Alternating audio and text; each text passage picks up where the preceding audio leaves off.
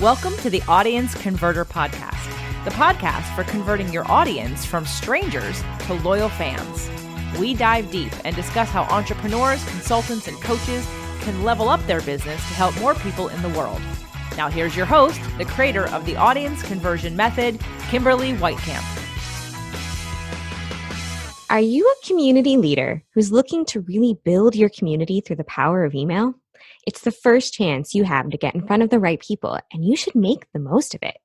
So many community leaders take the template approach, and you've lost your community before they've even found you. How about crafting the perfect welcome series instead? You can grab my guide, Crafting the Perfect Welcome Series, at theaudienceconverter.com/giveaway. Discover the tips and tactics I use to help my clients get up to an 80% open rate. When people open those first few emails, they're more likely to continue opening your messages, engaging, and buying from you. Build your community the right way with a welcome series that converts. Grab your copy at theaudienceconverter.com/giveaway. All right. So you know what? We're talking today, though, about your burning marketing question. So before we hopped on and pressed the go live button, because we certainly didn't remember to press the go record button, you were talking about, in the hospitality industry, people realize that marketing, especially on social, is a really great path to get yourself out there in front of people, but it seems that a lot of people don't have a strategy in place. So give me a little bit of background about how you see people in the hospitality and events industry doing their marketing, and we'll talk a little bit about some alternative approaches for people.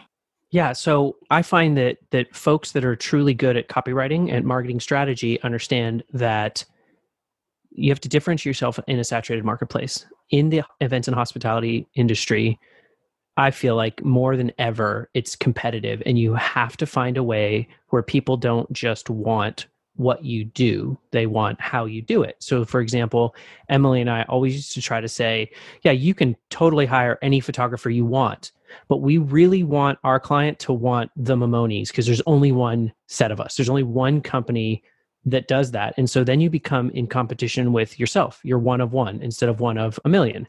And it's really difficult to do that. And it's really difficult to do that as an entrepreneur because you're wearing every hat, you're doing a million things.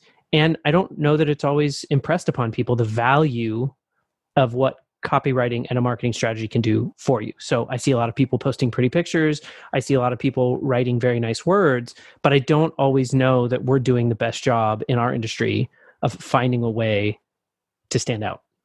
Absolutely. And so that's my question from somebody that's as talented and experienced in your space is, what do we tell those folks? What do we tell people that have to do a better job of making sure that it's not just any planner they hire you. It's not just any photographer, it's you. It's not any florist, it's you, because there's so many of them.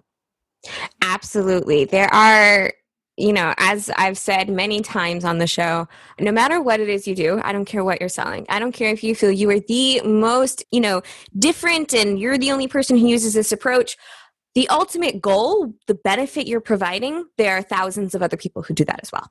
So being able to stand out with your marketing is incredibly important.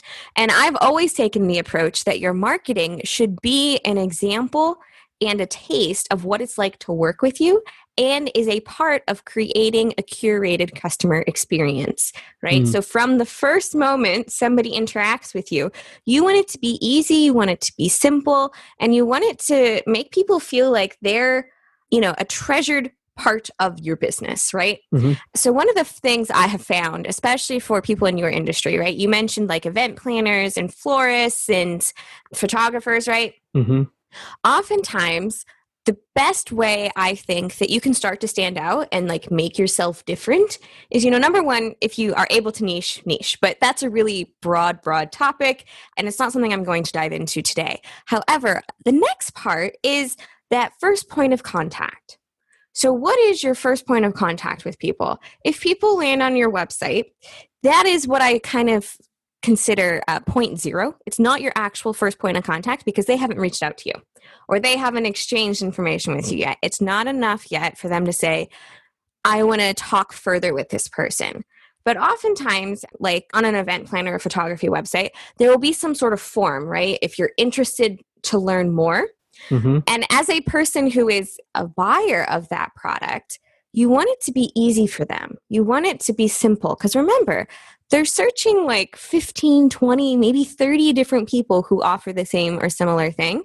So what is the least amount of information you can use to get the most targeted messaging in place to start the conversation? Because remember, just because somebody fills out your form doesn't mean they're ready to buy from you yet, right? They're ready to get like a quote, right? They're ready to get some information. And sending over a quote with absolutely nothing around it except, oh, the quote for what you want is, $5,000, but no context, no conversation, no personality in that messaging that showcases why you're $5,000 as opposed to the person who's $2,000, no matter what it is you're selling. Those are all missed opportunities, I feel. So when you're talking about a strategy in place, every single touch point somebody has with you, whether it's on Instagram, whether it's on Facebook, whether it's on your contact form, it needs to have a little bit of your personality and a little bit of what makes you unique in that interaction. And you look a little confused. So, well, what I was going to ask is, what's the best way to do that? Is there a certain tactic that can be employed? Is there a certain process that you would advise they go through to do that? Because I think that's the struggle is, I think sometimes people feel like, and I know I've been through this, I think I've sort of shaken it off a bit, but sometimes you feel like, what am I supposed to write? I mean, I've thought to myself, what am I supposed to write here? And I've now thought more about like, what do I actually want to write or what do I feel like writing? So what's the process to do that instead of the other? Absolutely. So first things first, let's just talk about inquiry forms, right? So inquiry forms, there's definitely information you need in order to create that first quote, right? Now, if I'm playing this out incorrectly, do let me know. But for the most part, from what little I remember of helping a friend plan a wedding, right? You fill out the form. It's like 50,000 different blanks that you need to fill out. And you get this form letter that says, great, we'll be back in touch with you within 24 to 48 hours, right? Mm-hmm.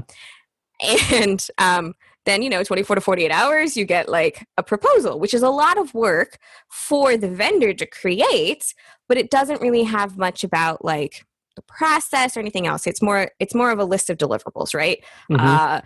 4 bouquets of lilies is XYZ, 3 buntings is XYZ, that kind of thing, right? Mm-hmm.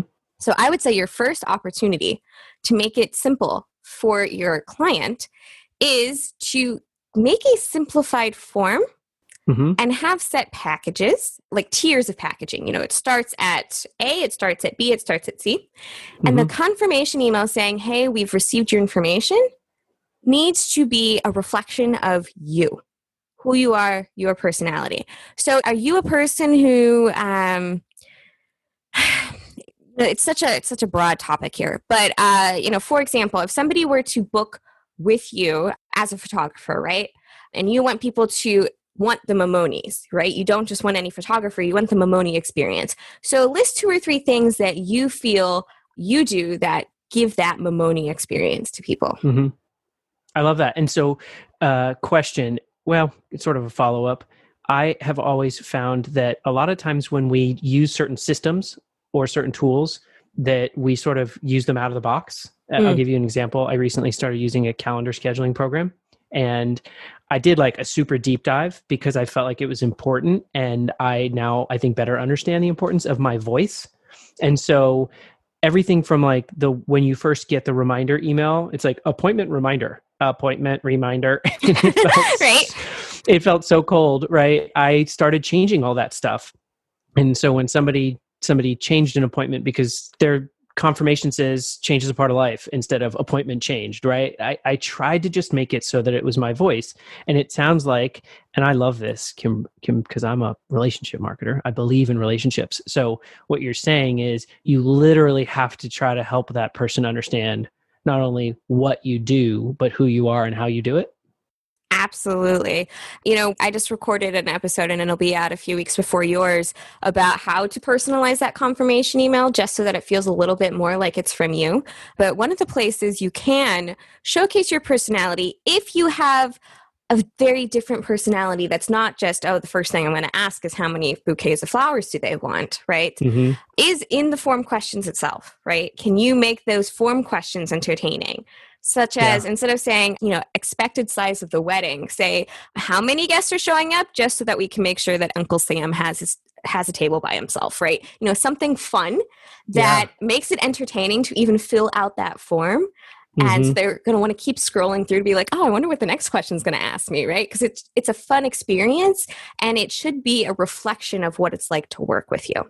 So absolutely, I love the fact that for your change option, you said, life happens, go ahead and change it here. Because that's my approach, right? If somebody reaches out to me, even, I have my scheduler set so that people can't reschedule within less than 24 hours. But if somebody reaches out to me, they're like, I couldn't reschedule. I had I'm dealing with a crisis right now. Can we reschedule?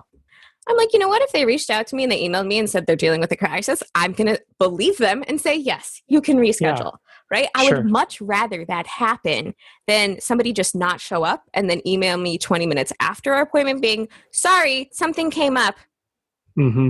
Or not email me at all, right? And then 3 weeks later be like, oh, so we didn't get that call scheduled. Can we redo it? Yeah, you gotta love the no-show. That's you gotta love the no-show.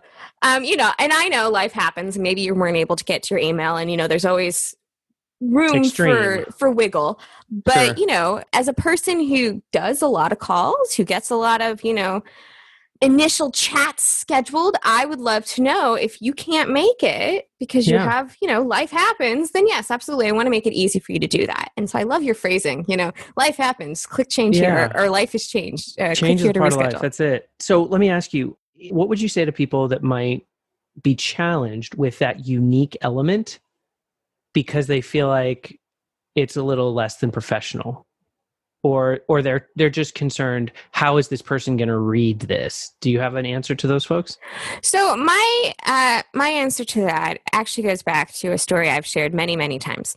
When I first got started in business, I thought I had to be uber professional, right? Every single messaging I sent out needed to showcase that I was a business owner. I was struggling with a lot of stuff in mindset, right, with being a young business owner and all that. But I felt that the only tool I had to pull on was my high school English class about writing business memos, right? That's what I was coming from, was you've got the, half the first page is the address and the salutation and blah, blah, blah. And then, your super professional language. And the first conference I ever went to, I had been communicating with somebody. There was going to be a job fair. So these are people who were actively looking for freelance copywriters. And I'd been communicating with somebody back and forth. And then I met them in person and I pitched my idea and they loved it. And I got hired right then and there. And they told me later, at the reception, they're like, I'm really glad I met you in person. Because based off of your communication, I thought you were a complete wrong fit. You were too businessy for our brand and for our company. And I wasn't sure you'd be a great fit for us to work with. But after meeting you, I realized that wasn't who you were, so it was fine. And immediately I changed my communication style because I don't want there to be that disconnect, right? If you are a person who it's super, super professional and you go after executives who expect super, super professional, absolutely. Keep that in mind when creating any of your communications. But you want your communication style to be a reflection of you. So one of the things I find is really common with people is when they sit down to write marketing, they turn on the marketing mindset, if you will. They turn on their marketing brain. They're like, well, how do I say this in a marketing way? Which I hate that phrase. It's like you say it the way you're going to say it. So one thing I recommend to people is if you've got a couple of questions that you're going to put on that inquiry form, or, back in the day when everyone called you and then you did the confirmations on the phone, get a friend to ask you those questions again. Get a friend to ask you the questions. And if they're going to all right, so how would you ask about number of people? Well, I need to know how many people there are going to be because certain venues are only big enough or small enough for certain party sizes. And who wants to look at a place when they realize they can't actually like it? Right? Something like that. So have a friend go through and ask the questions, or then say, well, how would you ask about this particular topic? And record the conversation. And then use your transcript of the conversation to get a starting point for creating that marketing material, because that's going to be capturing your voice, the way you talk about things, the way you say things, the way you refer to things. And so when they pick up the phone, it is going to be a little bit different. Instead of a boring question like, expected size of your party, Mm-hmm. Or how many individuals will be in the bridal shower, like whatever that is, Yeah. how many friends are joining us for this party? If that's your style. If that's not your style, if your style is like, well, that's my style. So, but if your style is different than that, obviously you want to use what your own style is. But it's a great Yeah. starting point to just have a conversation with a friend and record it. And then you can look back and see, how do I talk about these things? That is an unbelievable exercise to go through that I wouldn't have thought of, right? To just kind of record a casual colloquial conversation with a friend and see how it comes out. Can I tell a little anecdote? One of the ways in which I started to learn how important it was to have your own voice actually started with a personal experience. And this is super silly, but it really did resonate with me. When we started doing things because we got pregnant, we started doing more personal things like parties, and we had the baby shower and all this kind of different stuff. And we used Evite, like so many people use. And I thought it was so fun that you could customize almost everything about that invitation to include the yes, I'm coming, regrets, or maybe. And it was so silly, but I would sit there for a while and be like, what would I say? Like, if the theme was, dinosaur, it would be like, I'm extinct, or, Jurassic Park, or whatever it was. And it was just so fun because people would comment on it. People were like, oh my God, these were so cute RSVP options. And it started to gel with me. I just need to be who I am. I need to show the world that I'm funny, right? And that I like dad jokes, and that's just who I am. Because you're right. If you show up as you, but the person you presented was robotic and hello, how are you? There might be a real disconnect there, which then you're not curating your ideal client list. Absolutely. And one of the things to keep in mind as well is that people buy from those they know, like, and trust. Mm-hmm. There are people who, if you treat them like gold, they're going to pay 30 to 50% more for your service just because they know you're going to treat them well. They trust that you are going to take care of them. But if every interaction you have is super stilted, super, businessy, if you will, or feels like you're another form, are you just another lead on their sheet? That's kind of why I try and avoid the phrase lead. I'm like, who's in your audience? How did you build your audience today? Because an audience kind of implies that there's a bunch of different people, and it's people I'm actually going to talk to, I'm going to perform for. Whereas leads, they're like numbers, right? Oh, you need X number of leads to do this. Well, yes, at the end of the day, marketing is a numbers game. It's about how many people you have doing whatever it is that you're doing. But if you approach marketing and if you approach client acquisition as just another number, that's going to come across in your marketing as well. So if you want to stand out, treat each and every individual as gold. And you can do that in automated ways that make it feel more fun, make it feel more interesting, help you stand out from somebody else, right? And if somebody doesn't like that because they don't feel it's professional enough, then ask yourself, well, is that necessarily a client I wanted? Mm-hmm. I love that you brought the automation into it, because as much as we'd like to have absolutely every step of our process be manual and be hands-on, there's just certain, especially initial parts of it, that's not possible. And yet we can still find a way to make it custom, make it unique, make it different. Let me ask you, I find that sometimes people, and this came from what you said, right? You don't like to say client per se or lead. You say audience or opportunity and things. First of all, words are super important. So, and I think that comes from your copywriting background. I don't think we're always talking to our client or our customer when we're marketing and when we're posting stuff on social media. Would you agree with that? So I think oftentimes, especially in terms of social, people have this idea that this is what I need to be doing, so I'm going to do it. But they don't have a plan in place behind it. So I always looked at marketing, especially in the travel industry, as who are you talking to right now? Because you can create a curated experience without any sort of tool. And here's an example of that, right? So let's say you've got, a lot of these are going to seem a little strange because of everything going on right now. But let's say you have an image of a group of women in their mid-20s clinking champagne glasses in your bar, right? And you've got something distinctive in the background that showcases it's the bar in your hotel. And the caption you can use on Instagram is so excited we're, toasting to our new bachelorette party package, for example. Get details in the bio, right? Mm-hmm. So that is going to appeal to people who are looking for bachelorette, because you're going to use hashtag bachelorette, you're going to use hashtag hotel packages, you're going to use hashtag champagne, you're going to use all those right hashtags, right? Mm-hmm. The caption you've written is also to your ideal person. And the people who are going to come across that are the people you want to talk to.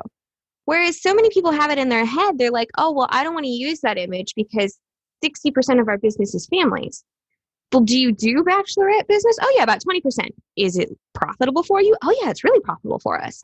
Mm-hmm. Great. So why not have a campaign for it that will actually showcase your offerings, your opportunities for that particular segment? But remember, when you're writing this, you're not writing to the families, because the families aren't going to come across the image. Or, if they check your Instagram feed, they might. But let's be honest, very few people are going to be checking the hotel feed. They're going to be looking for individual images, or they're going to be doing a general search and seeing what comes up. So remember that every time somebody interacts with you, whatever that first touch point is, that's going to give you an idea as to who it is that you're talking to. And then you can lead them to the next steps based off of that. So if somebody's looking for inspiration, like 7 inspiring floral arrangements for your wedding, if they're looking for inspiration, are they in the planning stage? Maybe, maybe not. So instead of directing them to your inquiry form, why not direct them to a download? If you have an image of, tip number 3, how to make your floral arrangements pop at your wedding, want more tips? Grab the guide, and then that leads them to a landing page so that they can get on your list. You have an opportunity then to connect with them on a deeper level and ask them more questions about what they're looking for in particular before saying, hey, do you want to fill out this form? Especially if that form is going to be like 20 different slots. So it's interesting because I feel like you can niche down into different profit centers or different sort of client avatars without feeling like you have to be, crazy specific to any one of them. And our experience with that was when we did do more of the social market as far as weddings. We still do milestone events and things, but we don't do a ton of weddings, only sort of from some of our trusted referral partners. But when we did, somebody recommended that, I think you really should separate your weddings from your corporate stuff, because if a bride comes to your website, she doesn't necessarily want to see that. And I said, well, I can see the value in that. But at the same time, if a bride is in her early 30s and she has a company and that company needs an event photographer, she'll see that we offer that. And the same is true of a C-suite level person who comes to our website for their large corporate event. His daughter's getting married, and maybe he sees that there's a photo of a beautiful bride, and he could think about us for that. So I love that you're feeling like you can talk to multiple client avatars and audience members at the same time without feeling like you're abandoning the other. What great advice. Well, I just feel that so many people are going to interact, especially since the reach on social is abysmally small. Like 1 to 5% of people who actually follow you. Like, forget about getting to new people, right? The 1 to 5% of people who have already said, yes, I want to follow this particular page. That's the percentage of the people who do follow you who will see that particular piece of content. Now, it's not always going to be the same 1 to 5%, but the idea that, everything has to be to everybody, it's like the worst method in the world, right? If you talk to everybody, you please nobody. If you try and please everyone, you please no one. So definitely, if you want to stand out, like, create that niched content. My whole approach with the audience conversion method is to create very specific content for a very specific audience member on a schedule. So, 1 month or 1 week, you're talking to this type of person. The next week, you're talking to this type of person, because your content is evergreen in that it doesn't go away. So while this time they may not see it, I always love it when Facebook, sends me, put something into my feed that's like, from a deadline 4 days ago, but that's when it decided to like put the algorithm into my feed. So, if that kind of stuff, it does disseminate eventually. Yeah. So it's just something to keep in mind. So have I answered your questions a little bit, at least, given a taste about how copywriting and marketing strategy can really help people stand out in the event industry? 100%. I think that sometimes we just get so beat down by the different things that we're supposed to do that we don't always think about the reasons why and how to sort of improve that. So thank you, 100%. Absolutely. And, Don, I want to say thank you so much for coming on, for being a guest here today. So if people want to learn more about Don Mamone or your photography or your new coaching offerings, where can they go to find that out? So the easiest way to find me is peoplefirstthenprofit.com. Everything's there. Peoplefirstthenprofit.com. Fantastic. So I want to again say thank you so much to Don. And remember, a lot of the topics that we have talked about today, especially around how to personalize your emails, can be found, and you can learn a little bit more about it for yourself on the audienceconverter.com/giveaway. That's where you can grab your free guide on how to create personalized emails that will get more opens, more clicks, and more conversions. So do be sure to check that out. Be sure to check out Don and learn more about him at peoplefirstthenprofit.com, peoplefirstthenprofit.com. And if you want to be featured on a future episode of the Burning Marketing Question Style, drop me a DM or put your best email below, or send me a message at contact@theaudienceconverter.com and put Burning Marketing Question in the subject line so I know that you have a burning marketing question that you want answered. Remember, everyone, thanks for listening, and keep calm and ask me some questions. Thanks for listening to the Audience Converter Podcast. For more information and important links about today's show or for access to our website, visit theaudienceconverter.com. Take a moment to rate and review on Apple Podcasts or wherever you get your podcasts.